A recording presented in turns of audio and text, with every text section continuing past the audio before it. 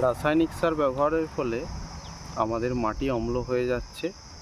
ফলন হয়তো আমাদের রাসায়নিক সার ব্যবহার করে ভালো হচ্ছে, কিন্তু রাসায়নিক সার ব্যবহার কম করে আমাদের স্প্রে ফার্টিলাইজার পাতায় স্প্রে করলে যেসব উপকারগুলি পাওয়া যায়, আমাদের মাটি অম্ল হবে না এবং রাসায়নিক সার যেটা উবে যায় কিংবা মাটির ভেতর লক হয়ে যায়, ফসফেট নাইট্রোজেন উড়ে যায়, এই সমস্যাটা হবে না। পাতাতে ডাইরেক্ট যদি আমরা স্প্রে করে দিই, গাছ সরাসরি পুষ্টি পাবে এবং পরিবেশের পক্ষেও খুব এটি নিরাপদ।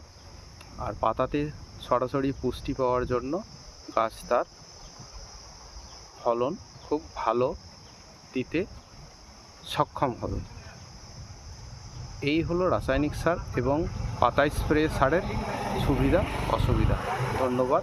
এই ধরনের তথ্য পেতে কৃষি রায়ের সঙ্গে থাকুন, কৃষি রায়কে ফলো করুন এবং কৃষি রায়কে সাবস্ক্রাইব করুন। ধন্যবাদ।